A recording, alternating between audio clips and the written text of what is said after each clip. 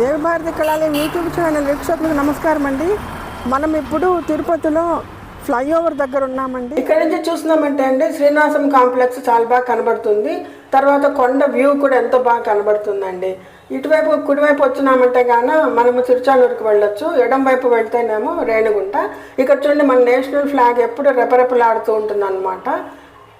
తర్వాత ఇక్కడ ఏమంటే మనం సైన్ బోర్డ్స్ చూసుకుంటూ దీనిపైన వెళ్ళాలండి, లేకపోతే మళ్ళీ కన్ఫ్యూజ్ కాకపోతే మనకు టైం పడుతుంది. ఇక్కడేమో ప్రతి పోలుకు గరుత్మంతుడు ఉంటారండి. స్వామివారి వాహనము గరుడే కదండి, అందుకని చెప్పి అసలు తిరుపతి అంతా కూడా గరుత్మంతుని ఆకారంలో కట్టినారు అని చెప్పి నేను విన్నానండి. ఎందుకంటే కొండపై నుంచి అప్పుడంతా పాములు ఎక్కువ వచ్చేవంట అడవి కాబట్టి. సో అవి గరుత్మంతుని ఆకారంలో ఉన్న ఊరు చూస్తే రావు అని చెప్పి ఆ రకంగా కట్టినారని మా అమ్మగారు చెప్తుంటే నేను విన్నాను. దీనిపైన మీరు వెళ్ళేటప్పుడు మీరు జాగ్రత్తగా సైన్ బోర్డ్స్ చూసుకుంటూ వెంకటేశాయ